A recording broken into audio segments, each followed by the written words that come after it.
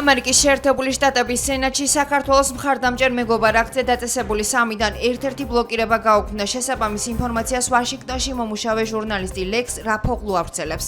რამდენიმე დღის წინ ჟურნალისტი წერდა, რომ მირკვეინ მალინი, მაიკლი და რინდ პოლი მხარს არ უჭერდნენ მეგობარი აქტის დაჩქარებული ვადებით მიღებას. მეგობარი აქტი კონგრესმენ ჯო ვილსონის მიერ საქართველოსთან დაკავშირებით წარდგენილი კანონპროექტია, რომელიც საქართველოს დემოკრატიისთვის ძირგამომთხრელ საქმიანობაში შემჩნეული პირებისთვის სანქციების დაწესებას ითვალისწინებს. ოპოზიცია იმედს იტოვებს, რომ ამერიკელები მეგობარ აქტს სწრაფად მიიღებენ და ამით ქართული ოცნების საქმიანობას შეზღუდავენ.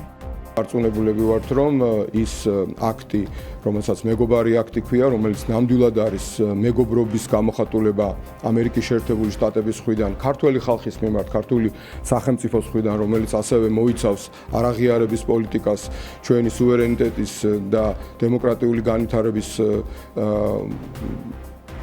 ხარდაჭერას და დაცვას, ეს აქტი იქნება მიღებული ერთის მხრივ ქართველი ხალხის მხარდასაჭერად და მეორეს მხრივ ამ აქტში იქნება ის ძალიან მკაფიო და ივანიშვილის კრიმინალური მოღალატური რუსული ბანდისთვის ძალიან მტკივნეული ნაბიჯები. საბოლოო ჯამში ყველა სენატორი გადახედავს თუ არა ყველა საკუთარ პოზიციას ამ ეტაპზე ორი რჩება, რომელმაც უნდა მოხსნას, ასე ვთქვათ, საკუთარი შემაკავებელი პოზიცია ამასთან დაკავშირებით, მაგრამ მე ვფიქრობ, რომ საბოლოო ჯამში მეორადი მნიშვნელობა აქვს დაჩქარებული წესით იქნება მიღებული ეს აქტი თუ არა.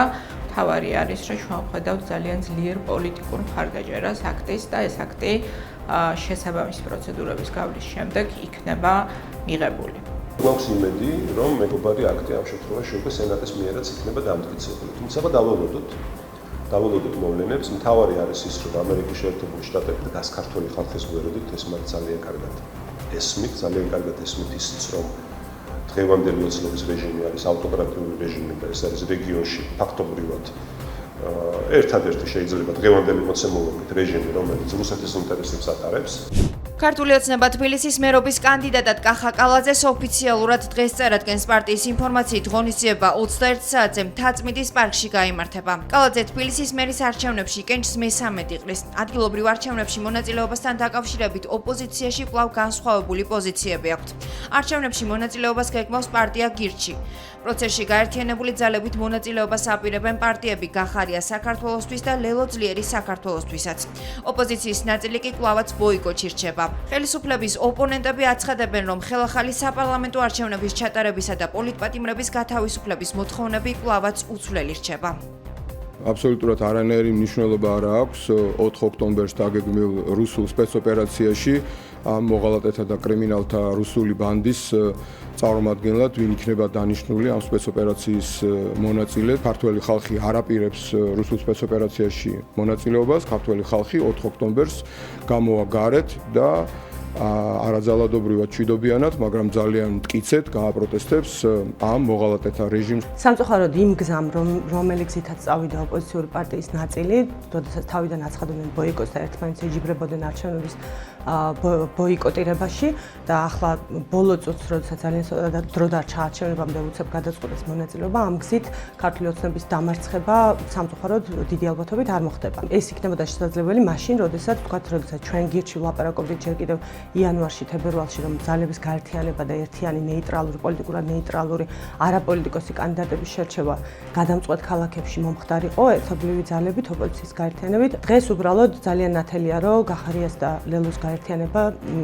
რაიმე ფორმით და მათ შორის აქვს კომპრომისული გაერთიანების მიღწევა, მხოლოდ იმას ისახავს მიზნად, რომ ბოიკოტში დარჩენილი სხვა პარტიების ხმები გადაინაწილონ და თვითონ თავის პარტიები გააძლიერონ.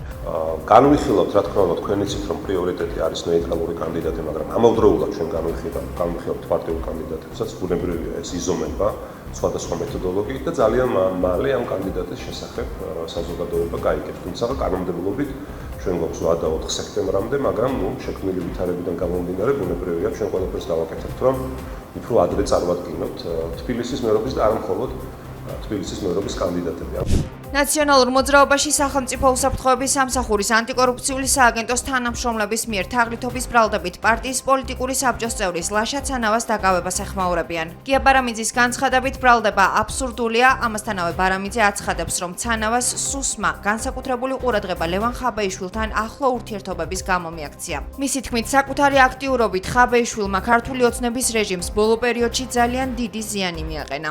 სუსის ანტიკორუფციული სააგენტოს ხელმძღვანელის ემზარ გაგნიძის განცხადებით, ცანავა უცხო ქვეყნის მოქალაქეს პირადი კავშირების საშუალებით საქართველოში ერთწლიანი ბინადრობის ნებართვის მოპოვებას დაპირდა, რის სანაცვლოდაც 5,600 ამერიკული დოლარი მოითხოვა. სუსში განმარტავენ, რომ ბრალის დამტკიცების შემთხვევაში ცანავას 4-დან 7 წლამდე თავისუფლების აღკვეთა ემუქრება. კრიმინალურმა რეჟიმმა დააკავა ნაციონალური მოძრაობის პოლიცსაბჭოს წევრი ლაშა ცანავა და განსაკუთრებით იმიტომ, რომ ის პირადად მეგობრობს ლევან ხაბეიშვილთან, მის გვერდით ხშირად არის, იმის გამო, რომ ლევან ხაბეიშვილის მიერ ამ რეჟიმის მხილება ძალიან აეწვა ამ რეჟიმს, ძალიან არ მოეწონა, რადგანაც ლევანის სიტყვები ძალიან ბევრი რამ და წინასწარმეტყველება გამართლდა. მსოფლიო ბანის პაატა ბურჭულაძის განცხადებით 4 ოქტომბერს 16 საათზე რესპუბლიკის მოედანზე ეროვნული კრება დაიგეგმა, როგორც მსოფლიო ბანმა საზოგადოებისთვის ცნობილ სახეებთან ერთად მთავრობის ადმინისტრაციასთან განაცხადა, 4 ოქტომბერი ცხადდება ივანიშვილის მშვიდობიანი დამხობის დღედ, რადგანაც ეს არაუბრალოდ პროტესტის თარიღი, არამედ ისტორიული გამარჯვების დღე იქნება. 4 ოქტომბერს დღის 4 საათზე ვიკრიბებით რესპუბლიკის მოედანზე. ვატარებთ ეროვნულ კრებას.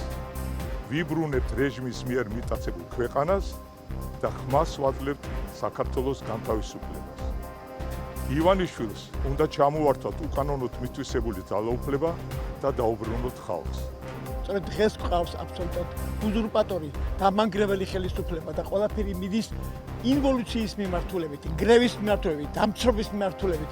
ამიტომ აუცილებელია ქართველი ხალხი გამოფხიზდეს 4-ში მართლაც 4 ოქტომბერს მართლაც გამოხატოს პროტესტი, ხაზგასმით შევიკრიბოთ მოედანზე და მართლაც ჩავატაროთ ჩვენი არჩევნები. ლელოძლიერი საქართველოს იუსტიციის სამინისტროს მიერ გავრცელებულ ინფორმაციას, რომ მამუკა ხაზარაძემ და ბადრი ჯაფარიძემ ანაკლიის სპორტის საქმეზე დავა ვაშინგტონის არბიტრაჟით წააგეს უარყოფს. პარტიის განცხადებით, ხელისუფლება ტყუის, როცა მამუკა ხაზარაძესა და ბადრი ჯაფარიძეს ამ არბიტრაჟთან მიმართებით ახსენებს. იუსტიციის სამინისტროს ინფორმაციით, მამუკა ხაზარაძემ და ბადრი ჯაფარიძემ ანაკლიის სპორტის საქმეზე დავა ვაშინგტონის არბიტრაჟით წააგო. გავრცელებული ინფორმაციით დადასტურდა, რომ ანაკლიის სპორტის პროექტის განუხორციელებლობა მთლიანად ხაზარაძე ჯაფარიძისა და მათი პარტნიორების პასუხისმგებლობაა, ამასთან საქართველოს მთავრობის მხრიდან ხელშეშლას ადგილი არ ჰქონია. აღნიშნული დავის ფარგლებში ქართველი ბიზნესმენების ჰოლანდიელი პარტნიორი 64 მილიონი დოლარის გადახდას ითხოვდა, თუმცა არბიტრაჟმა მისი ყველა მოთხოვნა უარყო და თავად დააკისრა საქართველოს მთავრობის სასარგებლოდ 6,5 მილიონი დოლარის გადახდის ვალდებულება.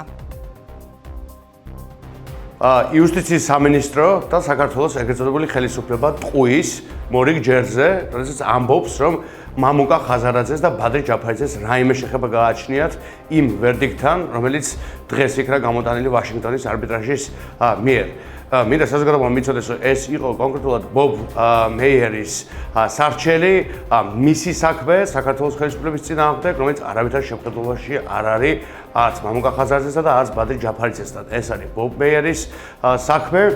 რუსების მიერ კიევზე დარტყმის შედეგად დაღუპულთა რიცხვი 6-მდე გაიზარდა. უკრაინული მედია კიევის საოლქო სამხედრო ადმინისტრაციის ხელმძღვანელზე ტიმურ ტკაჩენკოზე დაყრდნობით იუწყება, რომ დაღუპულებს შორის 6 წლის ბავშვია. მისივე ცნობით, ადგილზე სამძებრო სამაშველო ოპერაცია გრძელდება. გასულ ღამეს რუსებმა კიევზე თავდასხმები დრონებითა და რაკეტებით განახორციელეს, რუსულმა ძალებმა კიევში 4 რეგიონსა და 27 ლოკაციას დაარტყეს.